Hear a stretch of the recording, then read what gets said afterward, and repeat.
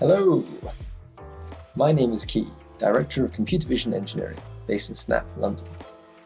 My teams in the UK and Israel work on making the Snapchat camera smarter, so that lens creators, such as yourselves, are able to produce the most amazing AR experiences that interact with the world around us. We're working on location-based AR, multi-user AR, and effects that allow transformations of the world and people limited only by your imagination. What I really enjoy about my job is that all day we get to build these amazing products and technologies that really enable the Snapchat camera to understand what it sees around it. What's even more incredible is that this technology can be used by all of you, our Lens Studio community, to produce experiences that are beyond our wildest dreams. And it's really down to your amazing creativity that we're able to push the boundaries of AR and achieve things never thought possible. So a huge thank you for advancing us towards the next generation of augmented reality. Today I'm really excited to be able to speak to you guys about some of the capabilities that are being explored in the team right now, which is a little bit of a sneak peek into the future of what's coming.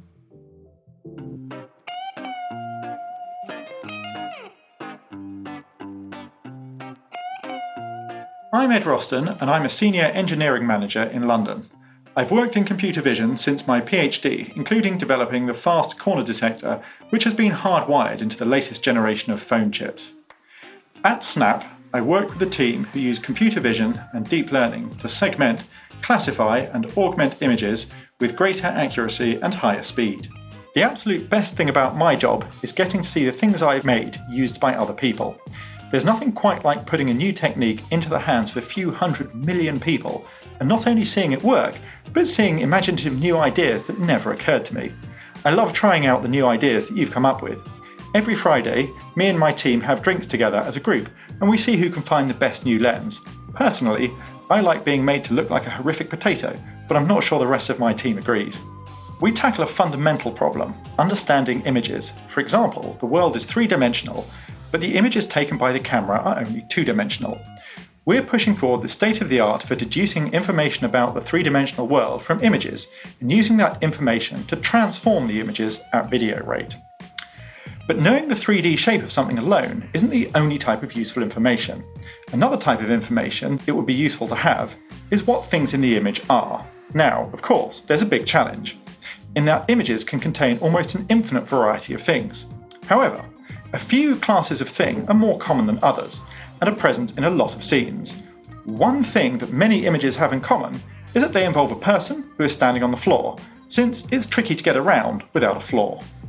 We've used deep learning to automatically identify several different kinds of things in images by labeling pixels in the camera image as one of several different but common classes. These include sky, ground, people, vehicles, and trees. In this video, you can see the image coloured with the relevant class. For example, ground is grey, sky is magenta, trees are yellow, and cars are cyan. Where this gets really interesting is when the 2D segmentation is combined with 3D floor tracking to identify the 3D shape of the floor. You can then use this to change the floor to lava or water. This system is available for you to try in Lens Studio right now as a template. Knowing the 3D shape is useful for the floor, and it's useful for everything else too. Another important piece of 3D information is the orientation of surfaces in the image. Our new deep learning system gives you the surface normal of everything in the image and an approximate depth for each pixel as well. You can see the normals on the left and the depths on the right, where red is far and blue is near. We can use this information to lay effects such as sparkles all over objects in the image. So now it looks like my nieces have been for a visit. We can also link the behaviour of these effects to patterns in the audio, like this.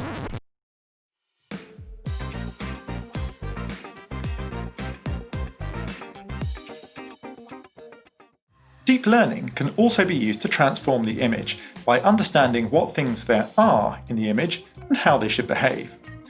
We can train using large datasets of images with particular characteristics, for example, those taken in the day and those taken at night. We can then transform from a daytime image into a nighttime image. See how most of the image darkens, but things like lights come on. Since this was done for Halloween, we polished it off by combining with other techniques such as sky segmentation and added some bats and a big moon. Soon, we'll release these new systems to you and I'll get to find out what you do with it.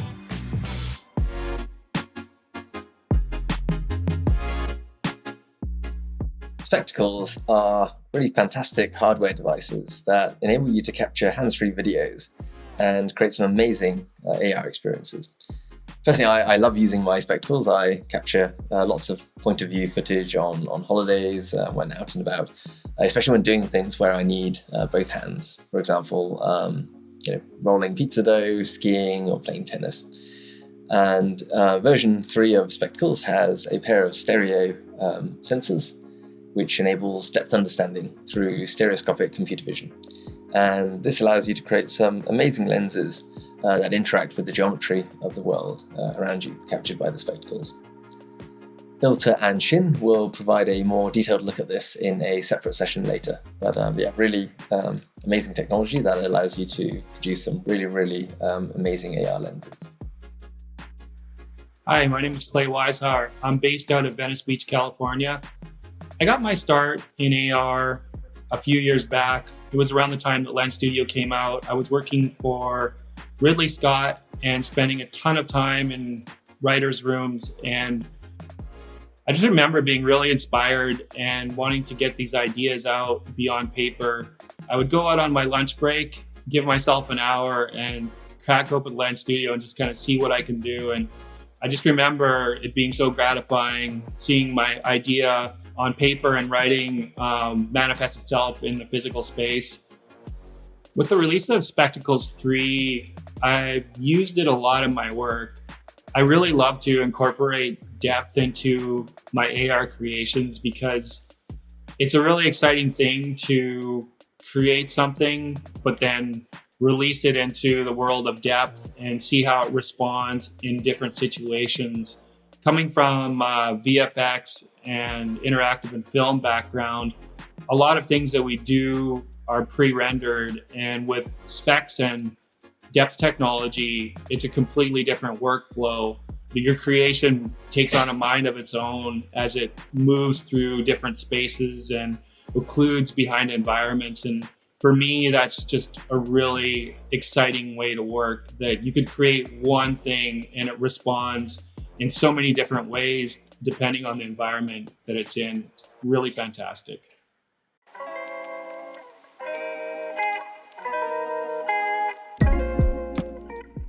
As Ed spoke about earlier, our machine learning algorithms are really starting to understand all of the surfaces of the world around us and enable these realistic lenses that interact with the surrounding world. Recently, certain devices have been able to measure the surrounding world using hardware sensors, such as LiDAR. We partnered with Apple for their iPhone 12 keynote to bring LiDAR to Snapchat and to Lens Studio.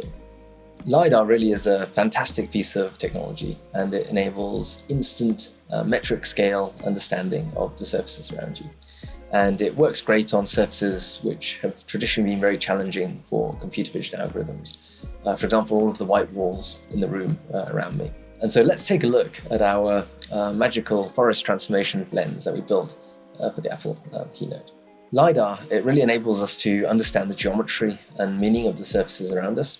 So this allows us to plant grass on the floors. It allows us to put flowers onto the tables. And where we see a wall, we can now grow vines hanging down it. And we can transform the ceiling into this never-ending starry sky. Let me now give you a peek at what's happening under the hood. The LiDAR sensor allows us to understand the structure of the world. And it also understands what the surfaces represent.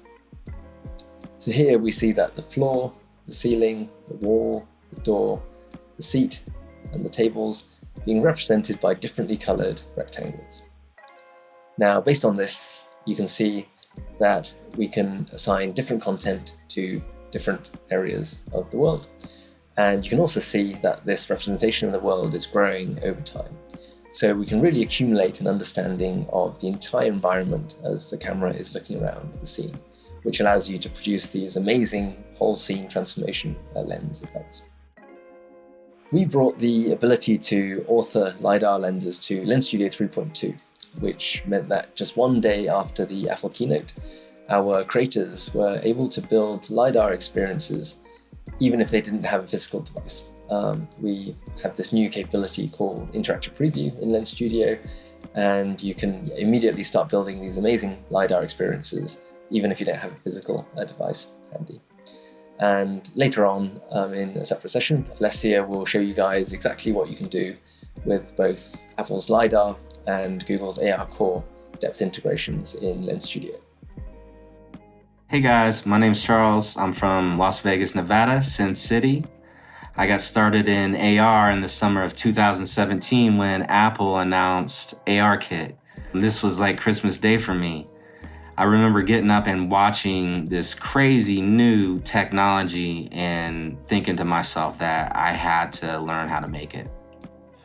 Recently, I've been working with LiDAR on the new Apple devices, and it's pretty cool. It's gonna be that next piece of the puzzle we need.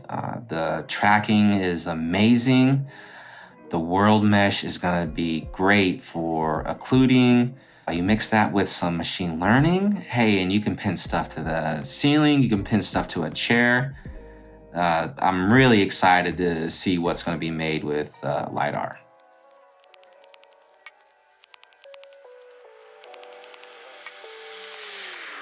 Hi, my name is Matan. I'm a creative engineer from Tel Aviv, Israel.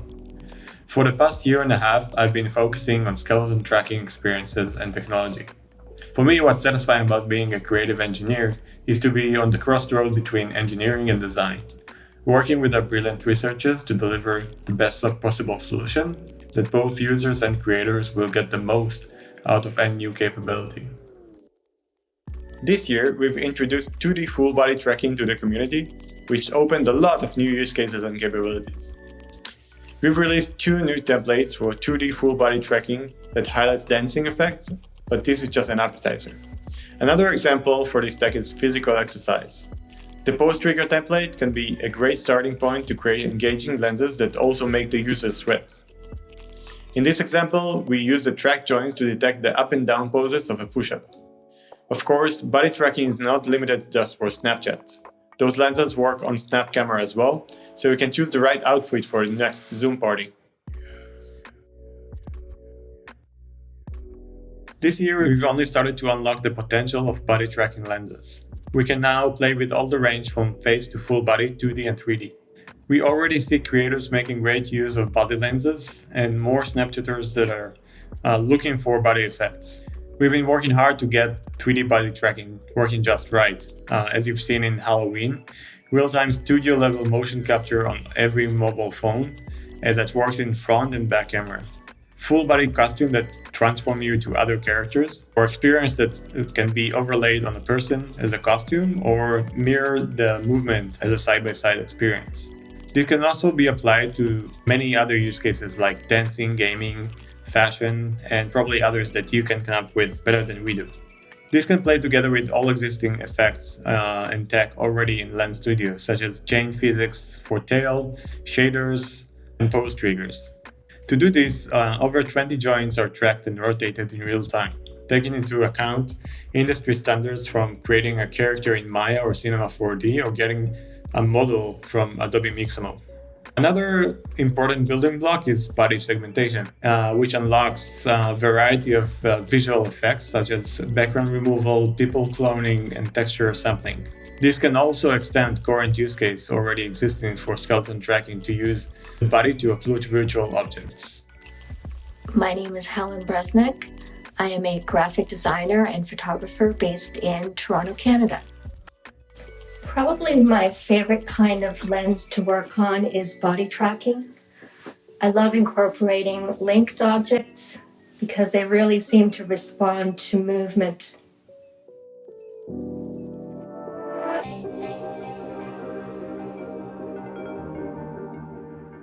Landmarkers allowed us to enable iconic landmarks for AR, and Andreas will provide a more detailed look at this shortly. Local lenses is the evolution of landmarkers and allows us to map entire city blocks. This allows us to understand the geometry of the environment, as well as enable multiple participants to experience the magic of joining a shared, geo-persistent AR world.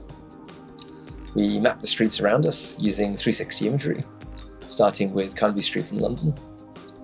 This allows us to 3D reconstruct the surfaces of the buildings in the area and enable centimetre-level visual positioning, which is the accuracy that's required to really unlock the next generation of high-fidelity, multi-user AR experiences. Snapchatters in the area can try our first local lenses experience, City Painter. By being in the area, you can unlock the City Painter lens, and when you start the lens, you'll be part of one of two teams, either red or blue. And from that point, you'll be able to look around and see that the buildings around Carnaby Street have been covered in very colourful patterns. Your job is to take over the buildings with your team's paint colour, and you are very free to either compete or collaborate with your friends, depending on their colours, to take over Carnaby Street. And everyone is part of the same AR world, and that's super exciting. So you see exactly what your friend sees, and your actions have an effect on the AR world for all of the other participants. And this really brings a whole new dimension of possibilities of interacting with your friends in the same shared AR world. And this is something we're super excited about exploring further in the future.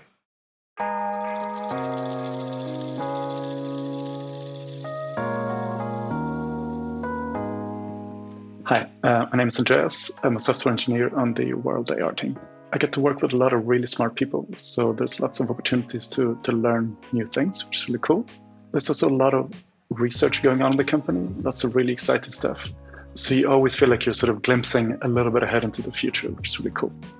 Landmark is a project we released in 2019, where we take public snaps uploaded to our story, and we use them to generate the data that we need to recognize and track various landmarks around the world. We made this feature available in Lens Studio, which makes it really easy to author AR experiences. When we released Landmarkers, we worked with a number of our official lens creators and made this feature available to them so that they could execute their own creative visions on landmarks of their hometowns. We have released a bunch of our own lenses. As you can see, there are over 30 landmarkers available to use right now. 5 ship with Lens Studio, and the rest can be downloaded from the Lens Studio website.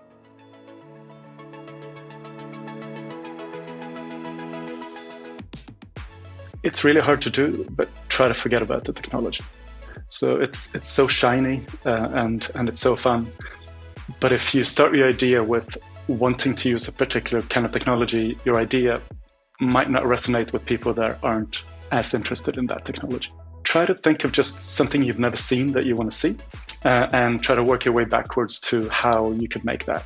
And sometimes you can't. Like the technology is not there, that your own skills are not there. That's fine. You just put the idea in your back pocket and come back to it later. Like the technology will catch up, your skills will catch up. You'll make it eventually. My advice to aspiring creators is to not be intimidated by the software. Half the battle is just opening Lens Studio and clicking on a template. Once you do that, you'll realize how easy it is and how much Snap has really streamlined the process for people to get into AR. I know so many amazing 3D designers and illustrators out there, and I would just say jump in and see what you can do. My advice to an aspiring creator is to be resourceful. Don't be afraid to open up that documentation. Learn how to do it yourself. It'll be worth it, trust me. I hope that's given you a glimpse at what you can do with some of our latest Lens Studio features, as well as some of the exciting technology that we're building to enable the Snapchat camera to understand more and more of the world around it. We're really excited to bring this cutting-edge technology to Lens Studio and to Snapchat so that you, our amazing Lens Studio community, can pioneer the future of AR. We really can't wait to put the next generation of AR technology into your hands and see all the amazing and imaginative experiences that you will create. The future of AR is so exciting, and we cannot wait to get there together.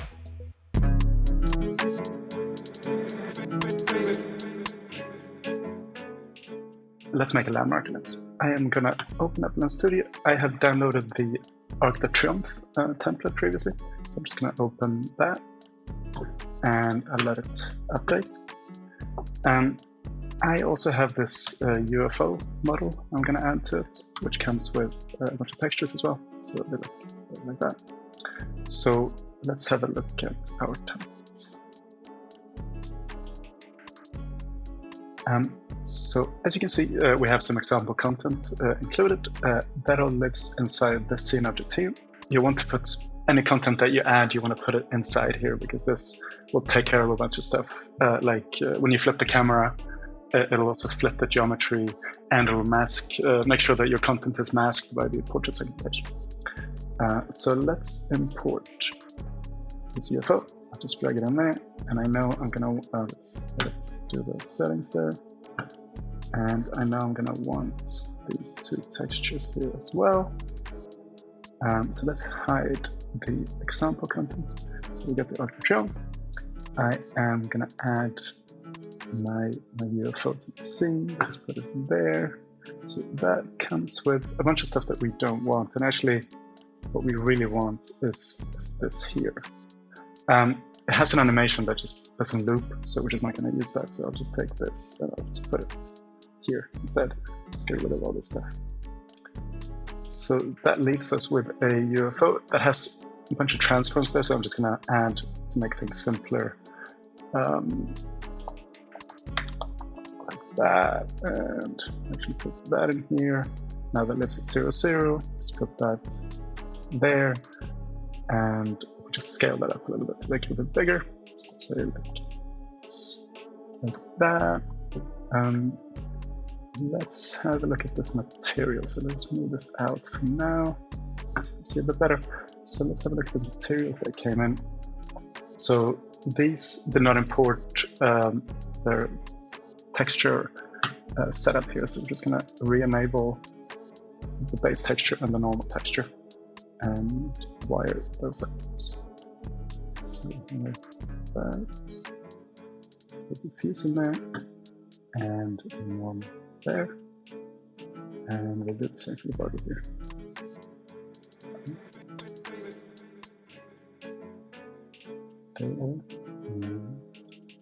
Yeah. So now we have a slightly nicer looking UFO. Let's make it spin around its own axis. So seeing as we remove the animation, let's do that. So we'll start by, we'll add a script component, and we'll make a new script, and we'll add the script to it, and we'll execute this every frame. So frame updated like that. So let's have a look at the script. So what we want to do is we just want to rotate around the axis. So we're just going to make a rotation like that, and I happen to know we can use angle axis, and get the time that the lens has been playing, and a shortcut to the Y axis there. So now we'll apply that to the transform of the scene object. So we'll grab that, we'll set the local rotation to this, and we should have a spinning UFO, so we can make that spin a bit faster.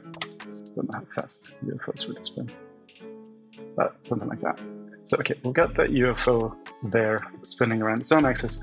We'll want this to spin around the Arc de Triomphe as well, so I'm just going to put on another empty scene object here. Let's call it pivot, and drop all of this in there. So now we have this pivot here. Let's move the UFO out a tad and up a tad like that. And we're just going to take, I'm being super lazy now, but I'm just going to duplicate the script, and we'll add the same, just in case we want to make it go a bit slower or faster or something. We could just make that a variable and then use the same, but in the interest of haste there, that should probably not be so quick. So let's do that. And let's move it out so it doesn't collide with the material. There. Yeah. We have ourselves landmark events.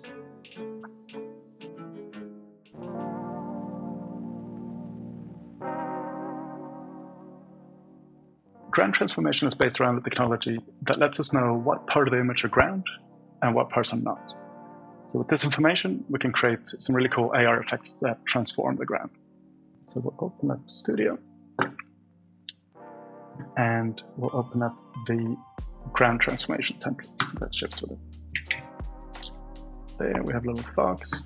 We have some examples here that we can flip between. We are going to get rid of the fox because we don't need him.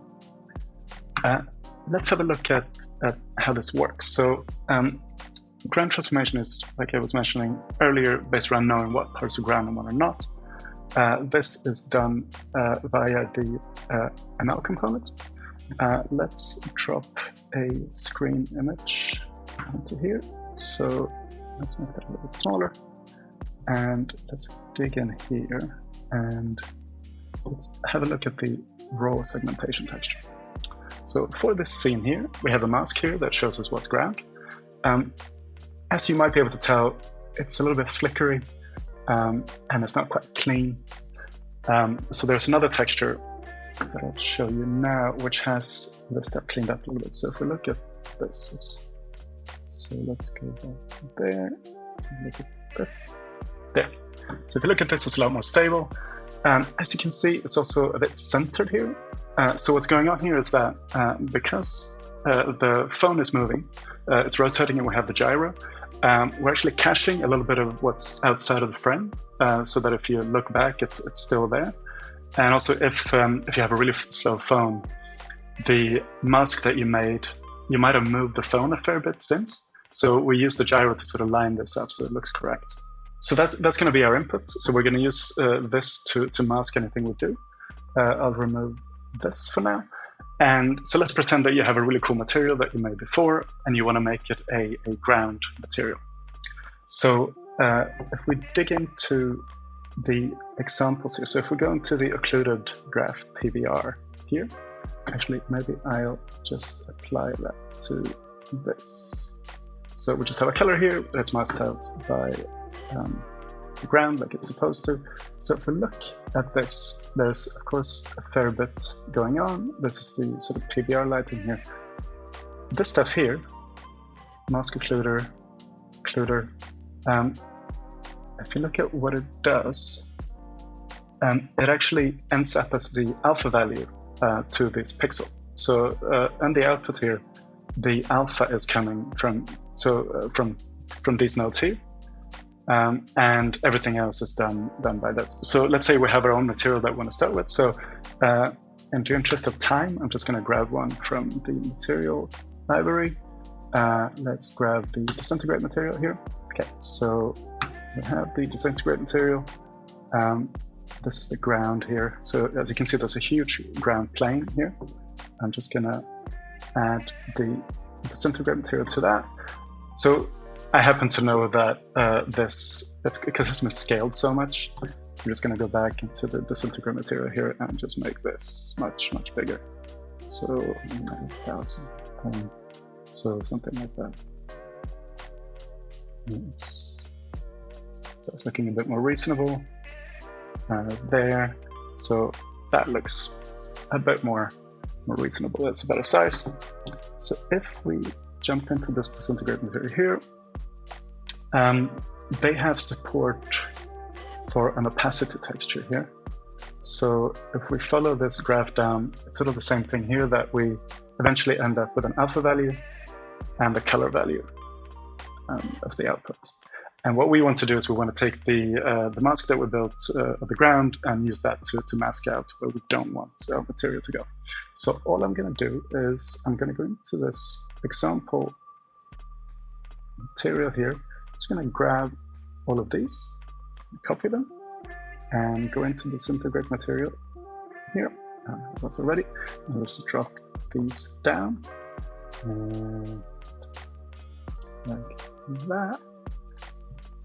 We don't need this opacity texture stuff. So although it does have a little multiply here that we're going to use, because we have, of course, also our disintegration alpha value there that we're going to keep.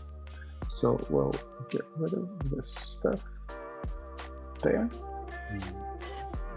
here and put that there. And that looks wrong. I happen to know why that is. It's because we haven't wired up the textures that we need. So we're going to take the process segmentation texture and drop it in there. And now we have a ground disintegration material.